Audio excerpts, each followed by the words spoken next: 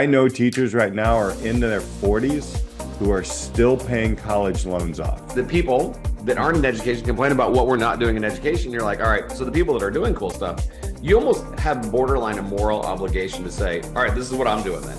Let me ask you a very quick question. Is it easier to get a passport than it is to substitute teach? Yep. Like, be lazy.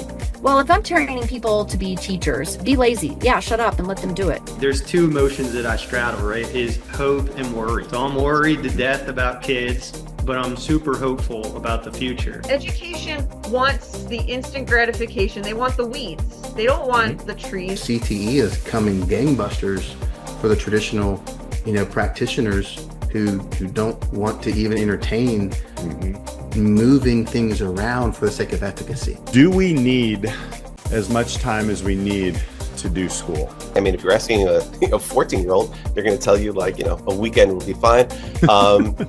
But no, I want to challenge kids. If you're about to listen to this podcast, buckle up. You're listening to the Disrupt Education podcast. Here are your hosts, Peter Hostrawser and Alli Dahl. It's going to be what? It's going to be so much. Welcome back to the Disrupt Education podcast. Peter Hostrawser here with Alli Dahl, the amazing jumping. It's season. Are you jumping? Like, when are you jumping next? From the plane, obviously. Hopefully tomorrow. There The you weather dependent. This weekend, yes, I will be. I have been skydiving. It is full skydiving season. There was like a weather weekend, but the other week I probably had it was probably a top 3 skydiving night. In that it was like a flow state where everything just kind of goes. And every single jump, it's called the jump master. I'm the instructor of record. And it was with a student who is very just like one of those like dream students that you want, and like on top of it and working really, really hard on some skills really close to their license. And then I got to take someone else who it was only their second time at 10,000 feet, but it was their first time at 10,000 feet where they felt like they really felt the air. And so like you just get to experience that. And then I got to end the night with a sunset tandem jump. And I mean, like you get to spend extra time when you do tandem jumps. The canopy is larger because it's holding 2 people, and so you get more canopy time. And like the sunset was just like incredible, and we had this awesome landing. Like the video of it is like I couldn't have landed in a better sun position where it's just like this as I'm coming in, the sun is just like eclipsing the landing. Like it was just one of those nights where you're like, I love when I get to jump. Yeah. And it's like your gig. That's so awesome. Like, I think that this kind of transpires into Derrick Griffin's podcast, because what we were saying is, when you're building a place and you have a space, you understand the people, you know your talents, and you're providing that. So you just described 3 almost different clients who are in the skydiving world, and you were able to come through and provide them value. And that's what you do, Alli. That's what's so amazing as the person you are, and finding that, guess what? You can get paid to skydive, like, who would have thought, right? Like, and I think that's what Derrick was kind of starting out with, there's so much out there that, you need time to explore and really find a space and find your people and understand what you bring to the table, and see if, there is an experience that somebody else has done that you can start to learn with and find out. So yeah, I think that's where we're going to start. We're just going to, start with packing the parachute on Derrick. So yes. See what I did there? I love that. To your point about like finding spaces that are in alignment with your values, he hit on that over and over again in different ways in his episode. And I will say that is so much easier said than done. And it honestly, when he said that, I was thinking about like, it takes time and actually like a variety of experiences for you to know whether or not something is in alignment with your values. Because how do you know unless you've kind of tested, like you have to kind of know what isn't for you to know what is. Right. Right. And so without like going out and experiencing stuff and it rather than just like sitting, consuming whatever you're consuming, you can't really know whether or not that thing is for you. And what is really interesting, you bringing up skydiving, I really wasn't going to go down this route for this Let's episode, go. but I started skydiving right as we started podcasting. So my journey has been documented, Yeah. right? Like I was a student I remember filming an episode when I was in the parking lot at this drop zone. I did not yet have my license, or if I did, it was like very, very early days. Like, and I've shared more than once on the podcast how intense the experience was, and how I've almost quit, and like the overcoming that fear was huge. And I will say, like, it took a while for me to find a space in the skydiving world, the sport of skydiving, that was in alignment. So even, right, like there's so many different paths to go in skydiving. And Derrick talks about this in the episode. He's like, on the surface, you might see the clock and it tells you the time. But then as you go, if you were to learn like what's behind the face of the clock, there's all these little gears and they all have different components. And so it's the same thing when you're figuring out what you want to do, is that you see the face of the clock, or you see the face of skydiving, you see the fear, and you don't see all of the pieces behind it. And where do you fit in that world, in that space? And I think Derrick really helped us see how important it is to dig in, try something legitimately, like it might take you somewhere you didn't expect, like skydiving did for me and continues to do for me. I wouldn't be where I am now in the sport 3 years later if I hadn't really dug into the difficult challenges of the sport. And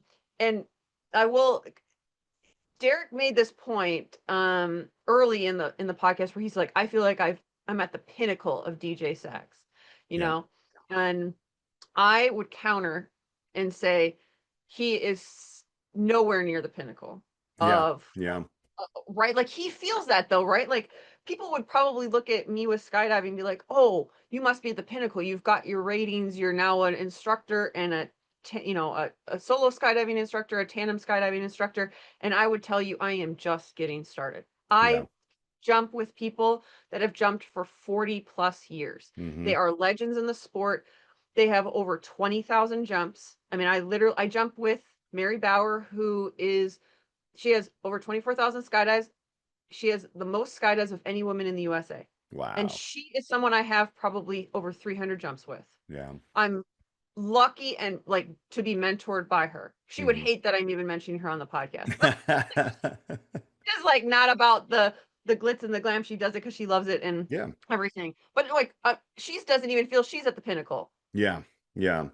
That's you are. Yeah. Well, I like the fact that you brought that up as when Derrick said that, again, I was in my head, I'm like, what are you talking about, man? Like, I mean, yes, he is an amazing saxophone player. He's played with some of the best. He is, if you want to pause this and go to Google and put saxophone players in Chicago, his name will be on page one, right? As young as he is. I mean, we'll call him young, but I think when people feel they're at the pinnacle, I would counter as well, Alli, and say that you're just about to go to the next level. Like you are now moving to another level, and it never ends. And he said it as well. I think he would see things this way, that you're a lifelong learner and you're constantly, it doesn't end. Like learning doesn't end. I think that's the funniest thing when people get to a point in their education, their systemic education, they're like, I'm done. I don't have to do this anymore. And it's like, well, you do.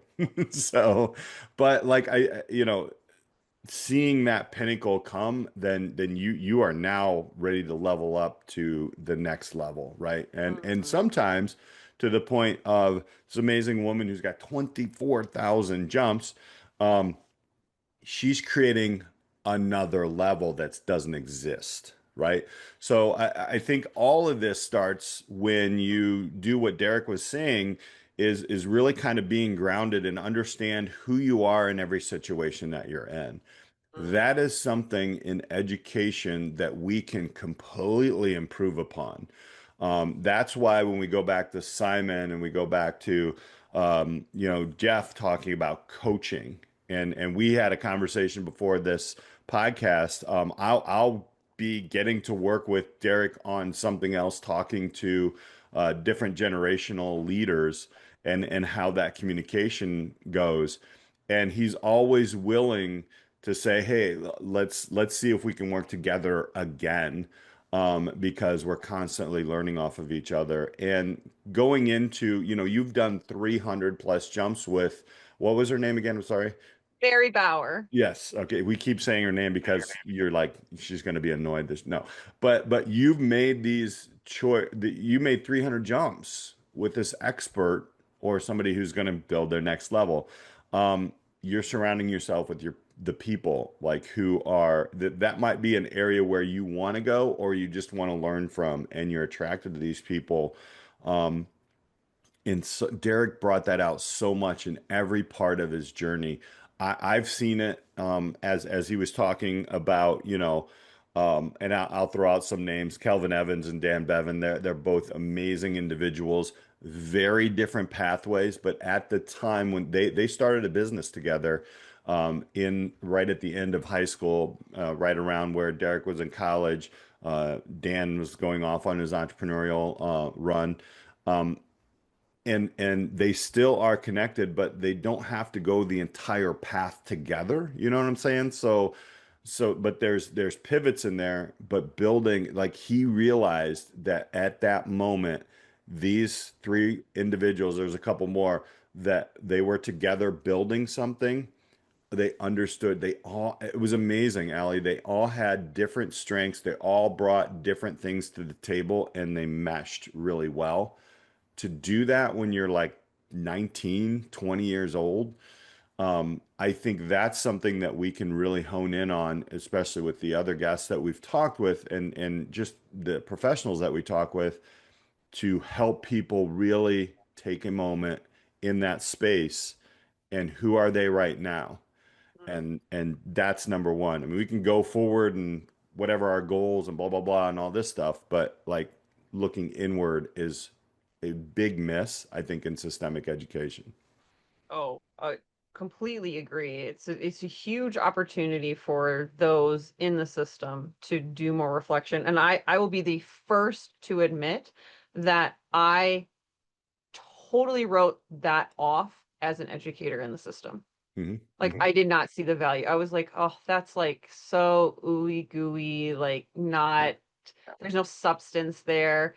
And, I have learned that whenever I question something or don't see the value of something, it's likely, like there's some rub or something that isn't sitting right. It's because I don't understand the purpose, and it's an opportunity for me now to like lean in and like better understand, uh because there's usually a lot of value in the things that I kind of write off or Hmm. have in the past. I always catch myself, like, if I am saying, oh, I will never do something or I can't do something, I'm like, I'm going to eat my words at some point, because that I rarely say those phrases anymore. And when I hear other people say them, I try to remind them that, like, your taste buds change every 7 years. Like, your skin cells are like completely different every, I think it's 3 years, 2 years. You're, regenerating. Like, you just don't know what is going to happen. And so Derrick said something about time and everything. And one of the phrases that I know is out on the internet that I think really applies is people overestimate what they can do in 1 year and underestimate what they can do in 10. Yeah. Yeah. And right, especially as a youth, you just don't have the experience to know, right, like what you can and cannot do Hmm. in a year, in 2 years, in 5 years, in 10 years, because you're just building. And we definitely mentioned this on the last podcast about like the highlight reel of social media and the internet, in that the journey needs to be highlighted more. And when you start watching less highlight reels and more journeys, like you really dig into mentorship and business people and or programs that you are interested in, and really listen to the story of Hmm. those Yeah. spaces, you will find that it didn't happen overnight. Even if they're marketing a highlight reel on the surface, you've got all the gears behind the face of the clock Hmm. that went into creating that. Yeah. And there there's so much more in the time frame. Yeah. I look back at our early episodes together and I think to myself, what a horrible interviewer I was. Ditto. Way back in the day, I feel that. I remember like thinking about how you would phrase things and how you would ask a question. And I was like, oh, I can really notice the difference Hmm. in Peter's expertise. And I don't even think I'm great at it now, but we still do it every week. And I have no problem. I think that's one of the things that, it's a superpower, is I don't care if I'm bad at something in the beginning. Yeah. Yeah. I'll I just do didn't it. know. So my point with you, what you were saying is like, yeah, like ditto, like when I was back starting, like I didn't know I sucked. All right, like I didn't either. I swear, like I think I don't know. There was you. I would say that you started a little bit better than I did. I don't know why, but and maybe it's just your delivery. But yeah, I know. I totally I hear you, and that is afraid that getting over that fear is something that Derrick has really done very well, and a lot of our young people who are moving forward without a lot of distraction. Distraction is going to be there, and Derrick brought up distraction as well. Is they're you've got to be able to see your journey, right? And one of the things that I'm really blessed with being a part of is this internship program where when students walk in to our courses or our programs, they have a starting point and they're logging something there, and we give them time to self-reflect and to unpack things, but they have to log it all the way through, and they can see that change. And I know like with Derrick and I, over the last 10 to 12 years that we've known each other, we've logged things, digitally or written down, or all different kinds of things. And I'll tell you a little side story of how he actually used this entire concept of understanding the journey, reflecting in the moment. You don't rush it, just be patient and learn with it. Hmm. Was, without going into too much detail, when him and his fiance bought a property, um, they took their time. In my head, I was like, dude, you're taking a lot of time. I mean, are you going to miss things? Even me, right? Like I bought 3 properties in my life. And that's just his journey and how he really started, to your point, to look behind the face of the watch and see all the gears. He really did his homework and understood that this is a big investment, and understood all the ins and outs of purchasing a property where, there's going to be some rentals and different things like that involved. And he took his time, and so far he's done it right. I mean, they have their place and different things like that. So sorry, Derek. I hope I didn't air too much of your laundry, but like that. But to see him do that and his fiance do that was a result of his learning journey. Mm. I can see that from 10,000 feet, right? And sometimes anybody who's young can't. But again, it's how are you in the present moment? Observe, be patient. These are all like I'm like literally reading my notes from his episode. Learn from everyone and everything and have checkpoints. Like, what are your checkpoints? And to me, that is, if we can do that more, and that's why I like the portfolio. That's why I like different ways where people, it doesn't have to be outward facing. It can be inward facing. You think about it. I don't know if you have I still have like my elementary and middle school yearbooks. Mm-hmm. And back in the day, I mean, people, I don't know if they do it too much anymore. There might be digital signing, but they're signing, people are signing them. And I don't know if you've ever, for our older listeners, go back if you have those and read some of those. That's a document. If people sign your yearbook, that's actually a checkpoint, right? Don't ever change. You were funny in this class and all these different things. And you look it back and you're like, you may not remember them, but documenting that is very important. And I just think we can do a better job. Derek is just so good at it. He's figured it out.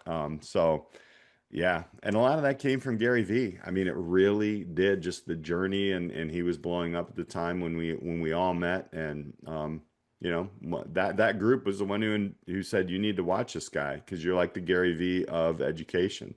Mm. Sorry, Don Wettrick. I know you are, but like,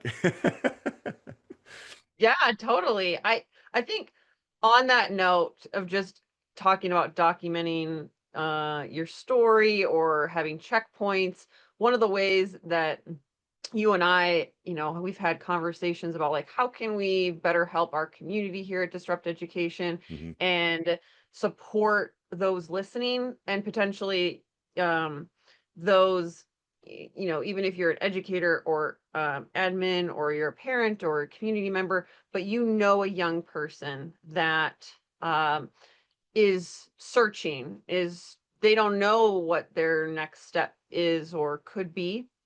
You we want to we mentioned on last podcast that Peter and I are open books, mhm, and that we would love to have conversations with people looking to kind of maybe disrupt their own education or figure out what their next step is. mhm. And so you will find on our website a link for you to kind of explore what that might look like, how Peter and I could help you, and book time on our calendar. So just be on the lookout for that. DisruptEducationPodcast.com.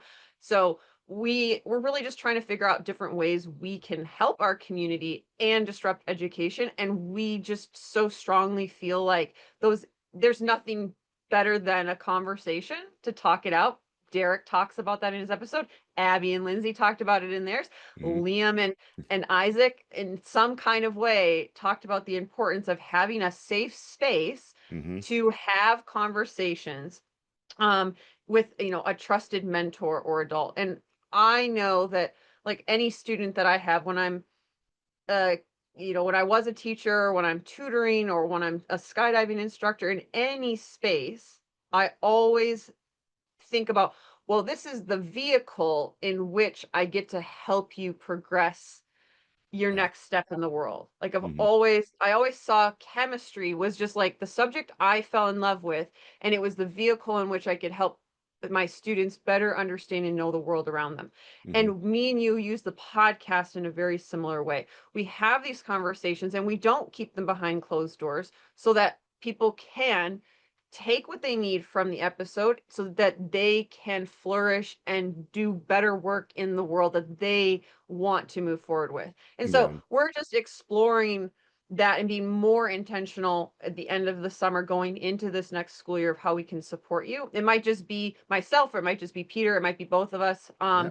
But yeah, just kind of take a look at what we have on the website. It might change as we kind of develop it, but I will say Derek kind of inspired us to really kind of just be more intentional with that work. And we wanted to kind of share that on this episode as Yeah. we're coming towards another school year where things that people are going to want to make you rush, and they're going to want to like tell you who you are and what you should value and what you should be doing with your life and all these shoulds. I feel like Yep. that's a lot in education.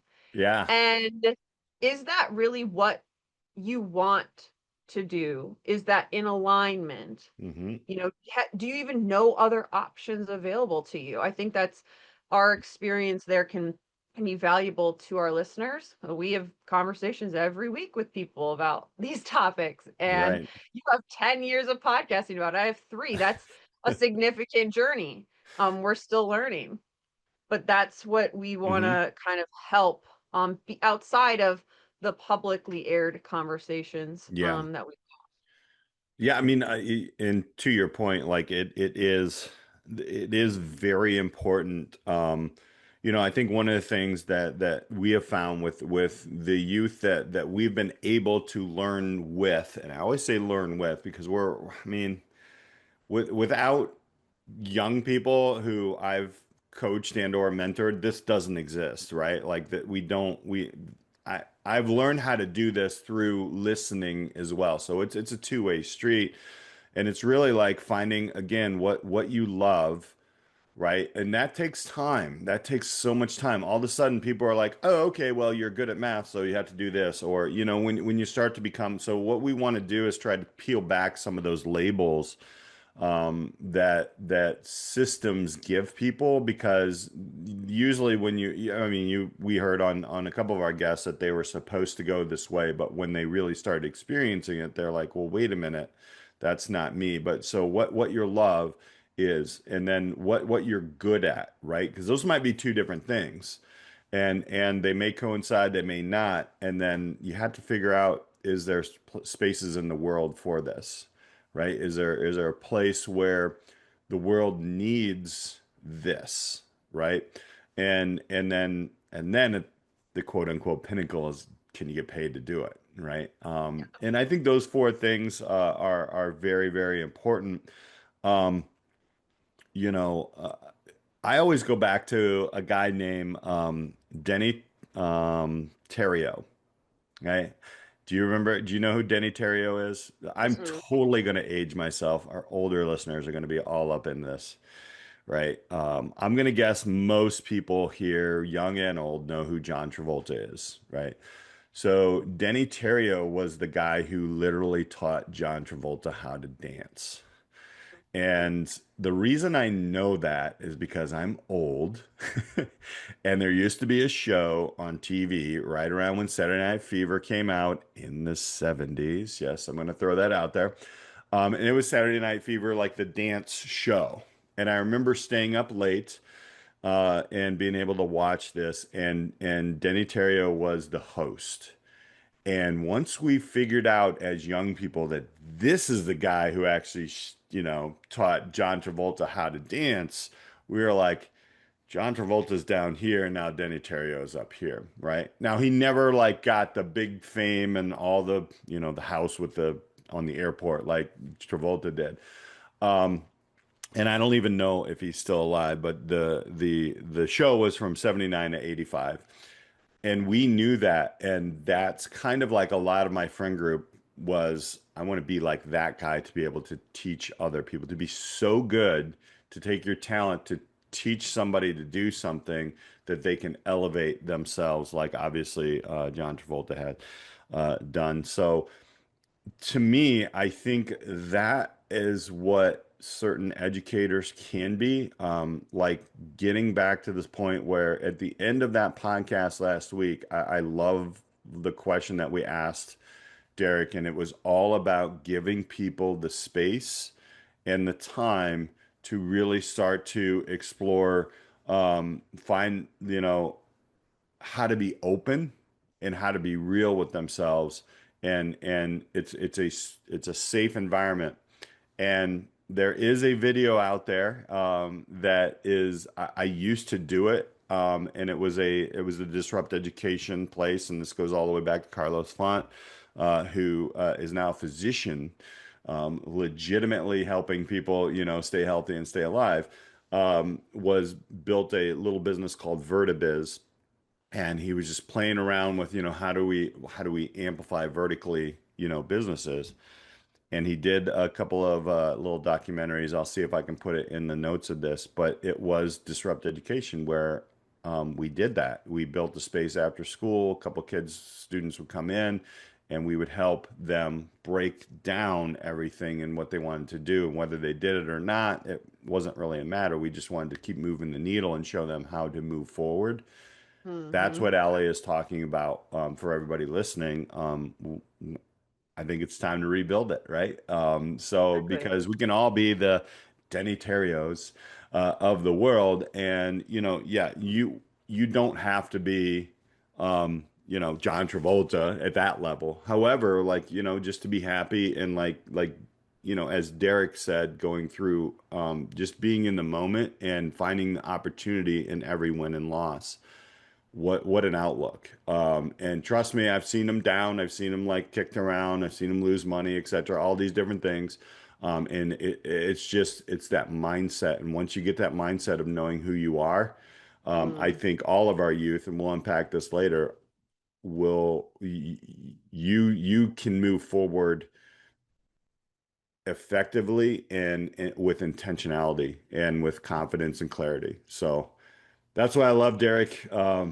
Oh yeah, if you haven't listened to the last podcast, you may want to do that. Uh, It's funny though, you said like we're looking at all our notes. I mean, I have three notebooks here, and I'm always writing notes down on all of our guests. And it's master classes. So we kind of want to be a little bit more intentional about that, like you were saying, Allie. Definitely. I mean, it's the other thing with those notes that you have written for however long, Peter, though, Yeah. is it has led you to, a pinnacle job, like a next level, Hmm. career for you that you absolutely love. And this last year, now it's kind of crazy. It's thinking like, oh, you started this, internship coordinator position last year. It's been a year. Hmm. And to think about the journey of where that program even was a year ago to Yeah. now, Yeah. and, that you couldn't have imagined No. probably where No. could take you and all those experiences. But if you looked at like probably where you were when you started teaching, you could never have seen No. that step. Mm-mm. No. And that's, I think so important about illustrating the journey. And one of the things we love podcasting about is sharing those journeys and stories and not just a highlight reel. Of course, when you're on a podcast, people want to share like the best sides, Right. Right. um I will add, from Abby and Lindsay's episode, right? One of the things I've always loved about those girls is they're just very honest, like Yeah. very, very Hmm. honest. And they and Liam, I didn't know Liam, but and Isaac, they all were just so honest Yeah. about their journeys, Hmm. not always like Isaac's like, I left college, like I did a year and said bye. And Liam, is just like, I went back to a role that's quote unquote less than or something, not, Hmm. but it wasn't a move up. It was either lateral or slightly back to what he was doing. Yeah. And then Abby's like, I don't know what I'm doing. And Lindsay's, like, I really don't know what I'm doing. I even have a job. Yeah. Derrick, with just the perspective of like that's normal and that's okay. And me and you can say it all day Yeah. long. We know it's normal to start over and be new at something and not be good at it or not feel like you should be in the room. And until you experience that enough to realize that it's normal to be in a room and feel like you're uh you know you don't know, you don't think you add value, man, those are the exact spaces you should be in. Yeah. I never want to be in a room where I am surrounded by people who are think I'm the expert Yeah. solely. Yep. Who you surround yourself with is so, so important. So finding a space, as Derrick said, um, that people are going to help move you forward is life changing. You and I and lots of our guests have found that. And I will say this series, to kind of it's not over yet, but this kind of group of students that we had, it did not go where we thought it was going to go when we No. came up with this idea in Hmm. the spring. Yeah. I want to put, like, you kind of talked about that last week, Mhm. but I want to make it clear, listeners, that we thought, we thought we were going to have this summer series where we were going to have many more than 4 people. We thought it was going Mhm. to be the whole summer one. We were planning on like Mhm. 6 to 8 students. We barely got 4. Mhm. And we were going to highlight what it was like to be a young professional. That's what we Yeah. thought. Yeah. And bringing back early episode people to share their journey and to highlight to us how great it is to be a young person. And that is not what happened. And that's okay. Yes. Yes. It went in such a better direction that we could never have anticipated if we didn't just like develop the idea and put it out there. But we let our guests oftentimes like share, and we don't push an agenda. We really try to keep the questions open and then Mhm. feed off of what they share and build from there. It's like if we do reverse engineer it, like what we think, but we don't force it to go where, like, in a certain direction. Right. Yeah. Yeah. This was this. I mean, I know we'll unpack it a little bit more, but this was such an eye opener, and and again, I keep going back to Jeff and Simon because I love those guys, and what the way they look at the world is it's refreshing, and I would say there's a lot of chaos that has happened in these young people's lives in post-secondary and beyond. Um, and I go back to what Jeff always said, Bernstein, with the Leaf Lab was he can't, I love chaos. Because chaos is where, and Derrick kind of brought that uh, in his own words, but chaos, if there's no chaos, then everything's just normal and boring. And I was like, wow, what I mean, you've got to be tough as nails to look at a life like that, and that's not for everybody. But you can call it chaos, you can call it struggles or all these, but there is an opportunity, and the people I think that we can really relate with, Alli, especially in the education world, are the people who see that as opportunities to learn, number one, and to empathize, to learn, and to create a better environment, to maybe minimize some of the negative or positive chaos, but like to keep moving people forward and to navigate through that. And we need people to do that. And again, that's as much as quote unquote I have taught Derrick. I feel like he's taught me 3 times more. So and those are the worlds that we live in, and I think that's basically I think what we learned in this entire podcast series. I mean, I was just looking for some cool stories and people doing some amazing things, and it got real. And that's exactly what we wanted, the Disrupt Education podcast. We do not want Hollywood here. We don't, like you said, Alli, we try not to lead with questions, or we just, hey man, tell us how it is. And wow, we've learned. So Yes. This was the summer series we didn't know we needed. And yep. it was, I mean, I would put episode, I think it'd be 395 or Hmm. 394 for Derrick. This might be 395. We're getting close to 400, but Yep. I would put that episode in my top 5. Yeah. Yeah. Like I've already listened to it twice and I experienced it in like real time. And there, you never know like what conversation is going to move the needle, which is why we have them. And sometimes you just hear everything you needed to hear to like it's like confirm something you felt. But again, talking it out Hmm. is like what is so powerful. And I love that about this podcast, and Yeah. I look forward to our recordings, you know, when they happen. I mean, look, we had sometimes we record in batches, and so then we'll take like a month break because we're both super busy. Hmm. And whenever it's like been a month break, I'm like, wow, I haven't talked to Peter, and it feels like, wait, like what? I'm missing it. And but they come out every week, so it's like I still feel like we're having the conversation. Right. It's awesome what we're building. I don't feel like we're at a pinnacle yet. We're still growing. This series is we need to like batch them together to like be like, if you need like a place to start with the podcast and get Hmm. real really fast, the last 8 weeks would be it. Yeah. And we'll do an unpack on those.